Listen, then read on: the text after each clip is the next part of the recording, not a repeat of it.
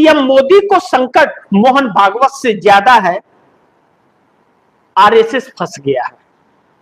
अब सवाल यह है कि सब आ तो गए मोदी के खेमे में, अब कोई है नहीं सवाल खड़ा करने वाला। कांग्रेस के अलावा कोई नहीं बचेगा सवाल खड़ा कर। ममता बनर्जी टूट गई है, शायद वो कुछ खड़ा करे, उद्धव ठाकरे खड़ा करे, लेकिन उद्धव ठाकरे भी अब क्या खड़ा करेंगे, करके क्या कर लेंगे, कितना उनका वर्चस्व बचेगा। अब तो एक कांग्रेस बची है सवाल खड़े करने वाली, और बाकी कोई नहीं, विपक्ष में एक ही कांग्रेस। अब ऐसे में जब कांग्रेस बची है और कांग्रेस ने आरएसएस पर चोट मारा है, तो आरएसएस पे चोट मारा है तो दो चीजें बहुत अहम है।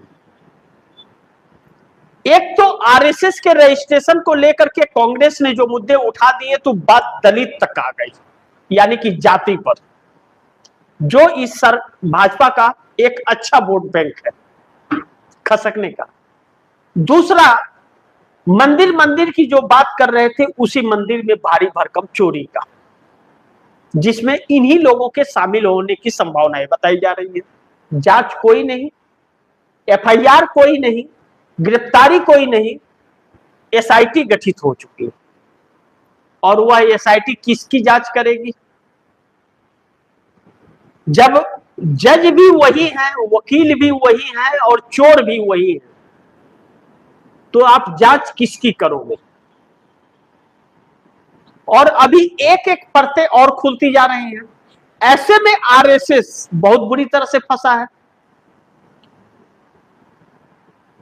तो फंसा है तो यह मोदी की वजह से फंसा है आरएसएस।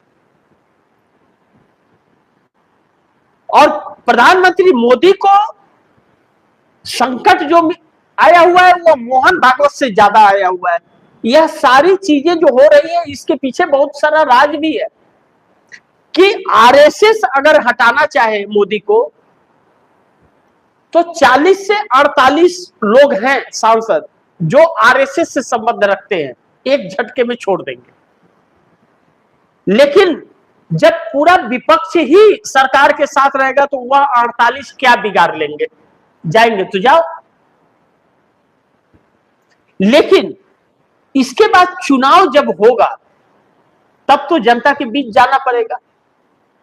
इसीलिए उस चुनाव को compromise one nation one election में किया जा रहा है कि एक ही बार दमन करो, ग्राम पंचायत, नगर निगम, चाहे विधायकी, एमएलसी, लोकसभा, सब एक साथ, और एक ही बार चुपचाप बैठ जाओ, सब धाराशाह।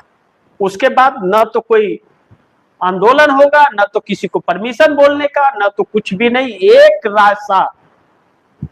राजदंड होगा। इस दिशा में मोदी सरकार निकली है।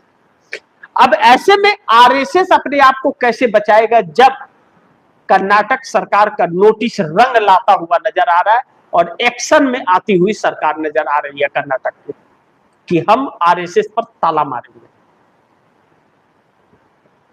यहीं पर मोदी को संकट है, लेकिन इसमें विरोध भी बहुत है। हर भाजपाई नरेंद्र मोदी की इस हरकत से खुश नहीं है और ना तो हर आरएसएस का संगी।